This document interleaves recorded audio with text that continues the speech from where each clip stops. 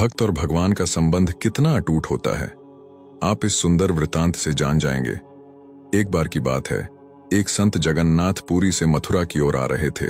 उनके पास बड्ढे सुंदर ठाकुर जी थे। वे संत उन ठाकुर जी को हमेशा साथ ही लिए रहते थे और बड़े प्रेम से उनकी पूजा अर्चना कर लाड लड़ाया करते थे। ट्रेन से यात्रा करते समय बाबा ने ठाकुर जी को अपने बगल की सीट पर रख दिया और अन्य संतों के साथ हरि चर्चा में मग्न हो गए। जब ट्रेन रुकी और सब संत उतरे, तब वे सत्संग में इतने मग्न हो चुके थे कि झोला गाड़ी में ही रह गया, उसमें रखे ठाकुर जी भी वहीं गाड़ी में रह गए। संत सत्संग की मस्ती में भावों में ऐसा बहे कि ठाकुर जी को साथ लेकर आना ही भूल गए। बहुत देर बाद जब उस संत के आश्रम पर सब संत पहुंचे और भोजन प्रसाद पाने का समय आया, तो उन प्रेमी संत ने अपने ठाकुर जी को खोजा और देखा कि हाय, हमारे ठाकुर जी तो हैं ही नहीं।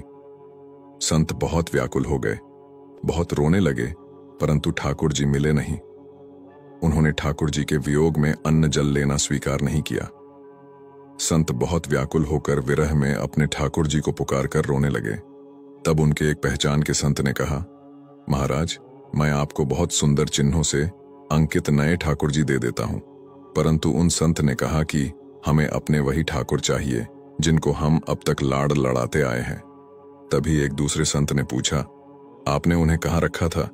मुझे तो लगता है गाड़ी में ही छूट गए होंगे। एक संत बोले, अब कई घंटे बीत गए हैं, गाड़ी से किसी ने निकाल लिए होंगे और फिर गाड़ी भी बहुत आगे निकल चुकी होगी। इस पर वह संत बोले, मैं वहां जाकर स्टेशन मास्टर से बात करना चाहता हूं। सब संत उन महात्मा को लेकर स्टेशन पहुंचे। स्टेशन मास्टर से मिले और ठाकुर जी के गुम होने की शिकायत करने लगे। उन्होंने पूछा कि कौन सी गाड़ी में आप बैठकर आए थे? संतों ने गाड़ी का नाम स्टेशन मास्टर को बताया तो वह कहने लगा, महाराज, कई घंटे हो गए, यही वाली गाड़ी ही तो यहाँ खड़ी डीडी ही हो गई है और किसी प्रकार भी आगे नहीं बढ़ रही है। न कोई खराबी है, न अन्य कोई दिक्कत। कई सारे इंजीनियर सब कुछ चेक कर चुके हैं, परंतु कोई खराबी दिखती है नहीं।